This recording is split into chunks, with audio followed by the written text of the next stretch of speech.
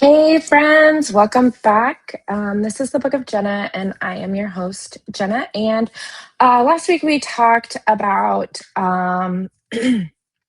authenticity, and that's really kind of what we've been honing in on right now is discussing what it means to be authentic, what it looks like to be authentic, what it feels like to be authentic. Who are you in your authenticity? What does that look like? And so this week, today, I was actually listening to this podcast by someone was interviewing Dr. Joe Dispenza, and he said a lot of things that I had forgotten maybe over time, or I like just put on a shelf and I didn't really hone in on what was being said, or as you know, like just a different version of myself listened to him. I've been listening to Dr. Joe Dispenza for quite some time now, probably 4 years. And I really love, he just breaks it down really simply, how to become who you want to be, right? He has a couple books. One is called Becoming Superhuman, I think. Hang on, let me check. Becoming Supernatural. And I really like that one. I listened to that one on Audible a couple years ago, and it really was a wonderful cardio, like a walk book to listen to. Very thought provoking. So today I want to talk about some of his key points that I feel like really resonate with authenticity and like putting it all together, right? Because everything is just a building block. You're building on top of what you're learning. So I really want to focus on the body this week because like 70% of the population are generators, and therefore you are a very sacral being. So you feel it in your gut that something is right or something is not right. Or maybe you have emotional authority and you feel the emotions. You have to like ride the wave, right? And some of you could have like a splenic authority, and I forgot what that one meant, but I think it matters when you're trying to know what things are supposed to feel like in your body. The splenic, you're very intuitive and you know in the moment, like your body just tells you in the moment. So majority of the time, though, our body is living in the past. And what you're doing is you're just replaying old memories and keeping them new. And I was thinking about like my journey over the last couple of years and how when I first started this journey, you guys, the past was the present, okay? And the future, baby. I mean, really. I was just living there. And I was just sitting in my ick. Like, I don't know how else to describe it. Like when you're just, everything is a pity party for you. Like, man, this happened to me, so I'm never going to be able to do this. Or because my parents had said that money is the root of all evil, I'm never going to have money because I don't want to be evil. And you just keep playing that over and over and over again in your head. And all you're doing is conditioning your body to that outcome. And I am so guilty of this. That's why I say like it's icky when you get it, when you see the light, when you see the shift and you're starting to feel like you're going to feel the shift before you see the shift, right? So when you start seeing little shifts and little glimpses and little like synchronicities, things that just perfectly line up, you will start to shift. But until that, it feels so uncomfortable because your body is programmed to the past, not the future. And I think being authentic is living in the moment, which is what you're really trying to do in every moment, right? Like you're not trying to you're not trying to let the past emotion dictate the present moment, and you're not trying to let the future worry take away from the present moment. And y'all, that's hard. That is hard. It is so, it, at least for me, maybe for you, it will be easy. And if it is, fuck yes, because you deserve that. But for me, I really had to work at it. It was really uncomfortable to go against my own mind. And one I can share one like situation that I vividly remember in my brain and I know I've shared this, where I had to retrain my brain. And that was when I started dating Adam. I was carrying a lot of trauma from my ex relationship. And a lot of that was centered around cheating. And I would have panic attacks over Adam, like just scenarios I was creating in my mind from past situations. And there was a turning point in my life where I vividly remember asking myself, Jenna, is that true? Has he ever done that? And like I sat with that and I said, no. And my body was just like, then why are you worried about it? Now, did it just dissipate and like I never worried about it again? No, no. But I was able to meet myself with that question every single time. And what it did was it rewired that programming in my brain. And now that's never a thought in my brain. Like I could not imagine him doing that. Like to my core, I'm like, that man would never. Because my body is so programmed to that it is never going to happen because I don't ever let that penetrate me. Now, do I let things penetrate me? Absolutely. But I am better aware of meeting myself in the present of, is that true? Is that true? Or are you creating something because you're bored? Really, that's usually what it is, we get bored up in our mind. And so we just start going everywhere. So I think that in no, I know, I don't want to say I think because I know this. I know that in order for you to vibrate and match the energy of the person that you want to be, you have to release and challenge that old programming. You have to change the energetic programming to your body. That's what it is. You have to change the energetic programming to your body. So, how does one do that? One does that by simply visualizing the life you want over and over and over and over again until it feels natural, not until your brain thinks it's natural. You want your body to think that that is natural. You want to be an authentic person. What would that feel like? How would you start your day? Don't even get out of bed. Lay there. Like we've talked about, right? We have talked about visualization.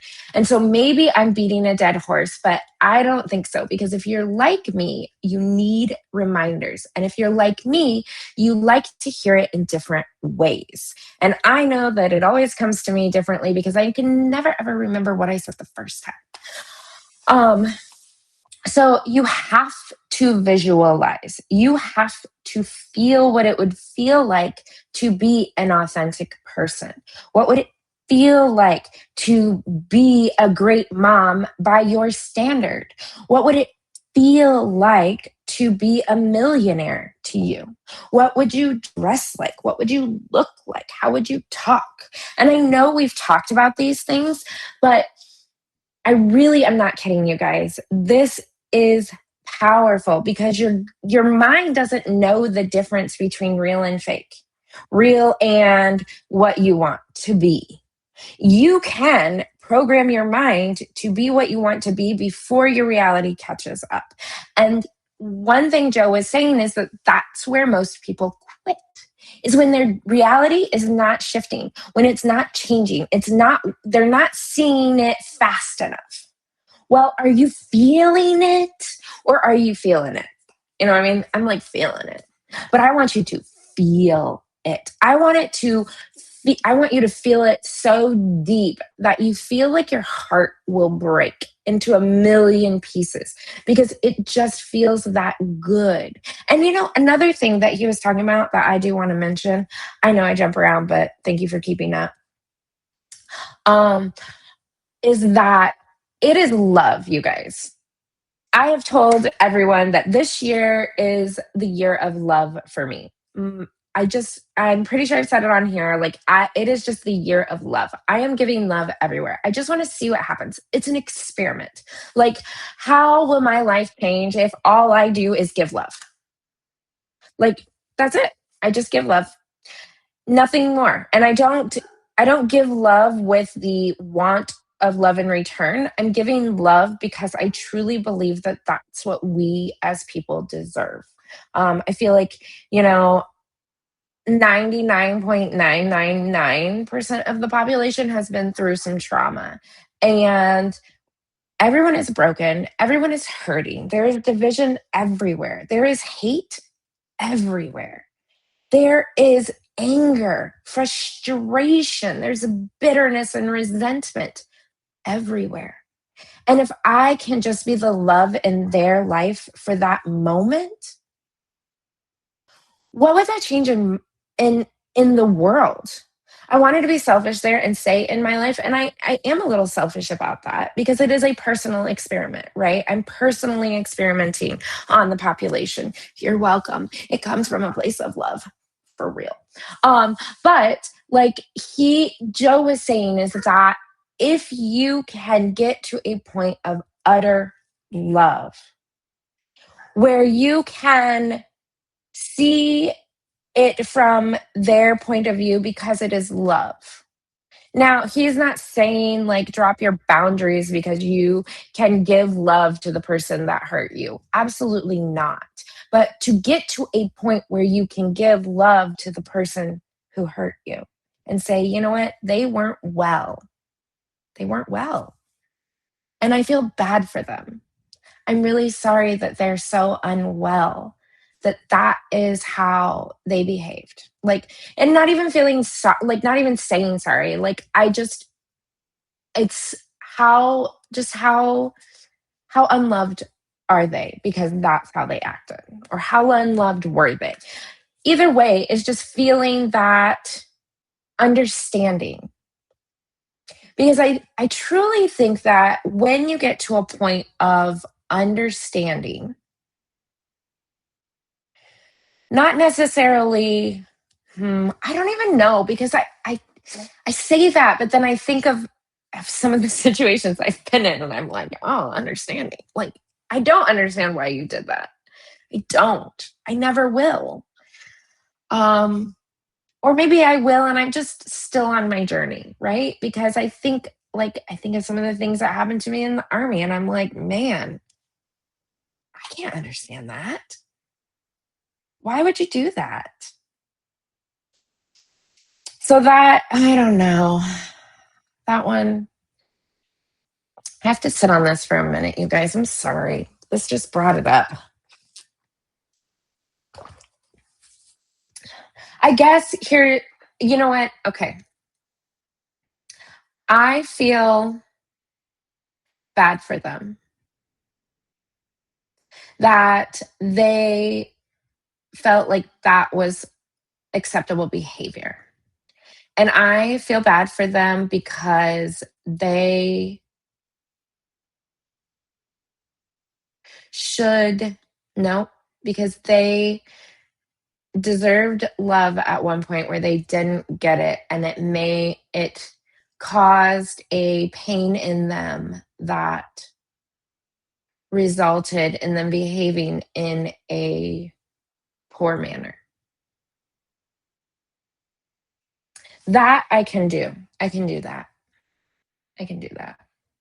So I challenge you, do that too. Find a way to move through those feelings. Find a way to move through what happened. Find a way to let it go, right? If you've read The Untethered Soul, let it go. Um, and I think that's really where it is. I don't think it's more of a like, you have to remove your boundary or you have to let them back in. But I think it's more of a you can't live in that programming anymore. And if you articulate how you can see their pain that caused them to behave that way. Because honestly, that's all it is, right? They feel pain somewhere, or they feel, you know, they're hurt. Hurt people. So I don't want to absorb that hurt and then hurt back to people. So I think that when we can get out of that pain, out of that victimhood, right? Like not saying that it didn't happen to us, but like not saying that we're going to carry around what happened to us. Like we want to be different people. We want to vibrate at a higher level. We want to be abundant or authentic or whatever it is you want to be. And allowing those moments of, okay, that part sucked. However, let me put on different lenses. Why would someone do that? Oh, because they're hurt. So I don't know. That's a thought. I don't know. I'm going to marinate on this, you guys. All right. So when you think in the future, when you think in the present, you think in the future because you're not carrying around that programming, right? So if you're truly present, there's no thoughts of the past like running amok in your brain, right? It's you're able to see new possibilities and create new things and have that artistry to your life of being able to create from the present where it feels good and you feel alive and you're there, right? Because then you can truly create in the future because you're aligning with it, you're vibrating higher, your energy is changing, and therefore you're changing, even if you don't see anything happening. Sometimes it starts really slow. Sometimes it's seeing 444. Oh man, I'm changing my energy today. All right, I'm on the right path. I can do that. I can do that. And then, like, a bird, like a cardinal flies by, and you're like, all right, all right, all right, I can do that. I'm on the right path. On the right path. And then if you live my life, you see a bald eagle every day. And if you were me, I am screaming at them. Literally. I'm like, thank you. You are so beautiful. Thank you. I'm so glad you're here. Thank you. I'm so grateful. Because I am. I'm in the present. I'm grateful that at that moment, that's what I got to see.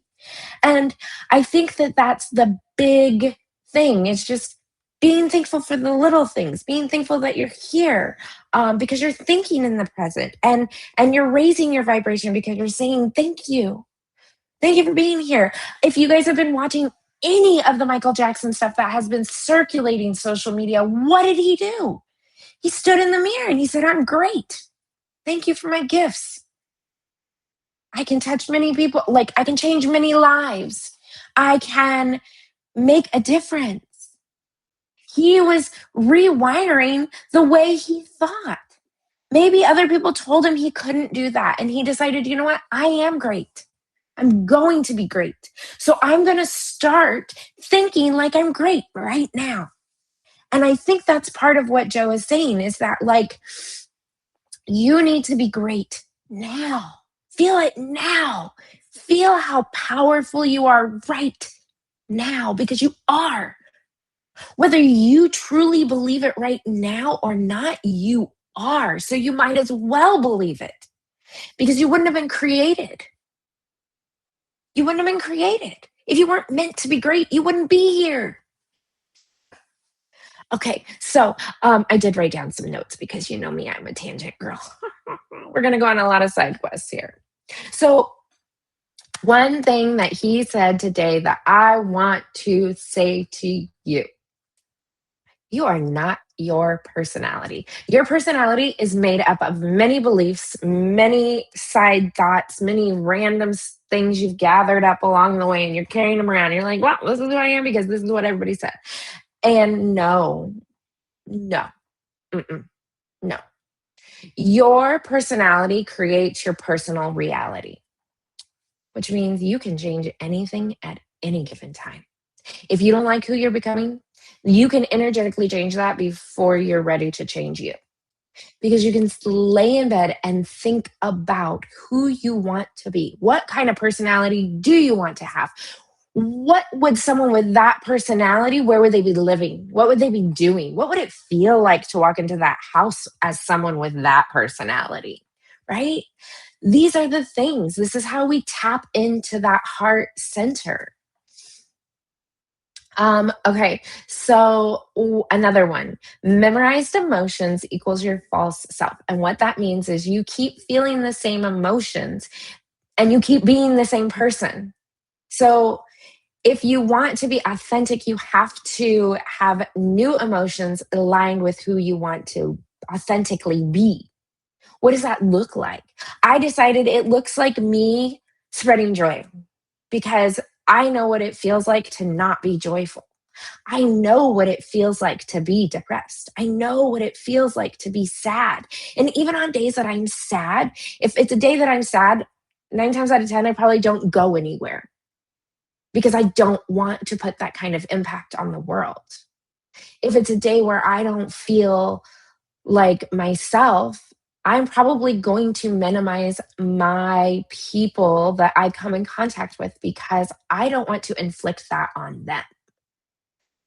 I try my best to make sure that when I am out with the people, and even when I'm in my house, honestly, I try to be joy. I try to spread joy. I try to see joy because, like I said, it's really sad the other way around, isn't it?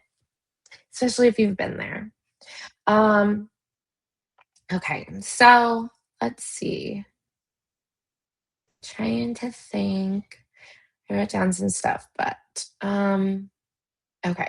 So here are a couple other things that I want to share with you. And I'm going to try to wrap this up by 30 minutes because I think 30 minutes is a great time period for us. 20 to 30.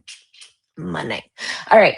So I have said this many times. I will say this until I'm blue in the face because it is like a mantra that I put in my head. So when I am like having bad energy, I say, "Oh, what would Joe say?" He would say, "Change your energy, change your life." And so I just start doing things to change my energy in that moment so that I can change my life because I don't want to go back down to the depths. I don't want to be sad. I don't want to be depressed. I don't want to be in that cave moment. I want to be in this higher vibration, this higher state where life is joyful. Even if everything is crashing down around me, like I'm going to be excited about those dang eagles. I'm going to get really, really stoked when birds fly over my head. I don't care if I have no money in my pocket. That is going to light me up because it's a gift and it's beautiful. And I'm so grateful to be present for that moment. So change your energy, change your life, raise it, feel what you need to feel in order to become who you want to become. Okay. Anxiety, fear, and anger are all rooted in the past or the future. I don't know. I feel like okay, I'm going to say, I don't know why I made that note. Just bear with me a second. Anxiety, fear, and anger are all you. mm, I'm trying to figure out how Joe said it so that I could say it too, but I can't. I'm sorry. Okay. So, anxiety, fear, and anger all keep you small, right? So, what that means is when you carry around anxiety, when you carry around fear, when you carry around anger, these are all feelings that I'm very familiar with. And I sometimes cycle through them every day, but I move through them as quickly as possible. You are limiting your frequency. And what I mean by that is you are preventing yourself from receiving what is for you because anxiety, fear, and anger repel. And so when you have those feelings, you're repelling what's truly meant for you. When you are living in more gratitude, love, and inspiration, things want to flow to you because you're open, you're vulnerable, and you're authentic. I know, how frustrating. But that just goes to show how much the past can dictate your present. Well, I'm angry because, you asked me 10 minutes ago if you could do XYZ, and now you're asking me again. Like, why are you mad though? Like, just answer the question. Why are you mad? Or say, like, did you not hear me? Like, repeat it back to me, like, change the delivery. But why be angry? And I'm guilty. Mhm. Y'all, when Mia was little and she would talk nonstop, I am so guilty of this very much. But as I've gotten older, as I've changed my perspective on things, I'm able to address it differently. It's like when I have a client that maybe is a little more difficult, it's not hard for me. I want to hear what you have to say. Like, I love clients who say, "Oh, I'm a difficult one." I'm like, "Okay, well, tell me what you want." Like, I want to know what you want. Maybe you're difficult because you don't know what you want and that makes you feel difficult, or maybe because somebody's told you you were difficult before. I, 9 times out of 10, do not find them difficult at all. Sometimes it takes a minute for us to get on the same page, to have our thoughts lined up, but it, I don't find them difficult. So they're pre labeling themselves, which is unfortunate because in that moment, they are not difficult. So keep that in mind. Like, in the moment, do you need to be angry? In the moment, do you need to be anxious? Is there fear? Challenge those truths because all your brain is telling you is the truths that it knows, that you've told it. Tell it new ones. All right. You have to be it before you see it. So being authentic means starting your truth and embodying your truth now, right now, today, right now, right this second. What is your truth? What do you want to be? Journal, write her down, describe her in great detail. That way, when you go to envision her, you see her in great detail because you deserve that. All right. And the last thing I'm going to leave you with is Joe Dispenza says it is very courageous to be honest with yourself. It is one of the bravest things you can do because we are not. I'm so guilty of that. I'm getting better, but I'm guilty of it. I'm human. I'm having a human experience. I'm not going to be perfect. I can't because I'm human. Like, if I was perfect, I would be rich. Well, no, I shouldn't even say that. That's a lie. It's a limiting belief. I should stop that. I mean, like, if I was perfect, everything would be right and I wouldn't have to tell you anything. I wouldn't have any stories. I wouldn't necessarily be rich. That's such a limiting belief. I can't believe I said that. Put that back in my mouth. Don't just delete that from your memory. Delete. I need like the little Men in Black gun, right? But really, I would be boring, truthfully. I would be very boring if I was perfect. Would I maybe be rich? Maybe I would be rich. I don't know. Maybe I wouldn't be because I'd be perfect and nobody would want to hire me because they'd all be mad because I'm perfect and they're not. And then they would all have egos that would feel really bad. So who knows? I just know that as a human being, it's taken me a long time to learn this, but we cannot be perfect. There is absolutely no possible way. So if you're stressing and you're anxious because you can't control things because it's not perfect, you are not living on your highest frequency. You're repelling things. You're probably actually ruining things. If you're like me, when I was trying to control everything, I was ruining it all. I ruined it. I didn't add any value. I made things worse. I was a total psychopath. Awful, just awful. Like, I'm so embarrassed. I'm not shameful. I'm just embarrassed of that version of me. She was crazy. And with love, I'm so glad that that part of me is is in bed. She's put in the cave. She's down there. She's sleeping. She's in a long, deep sleep. Okay. So don't be perfect. Figure this out. You're worth it.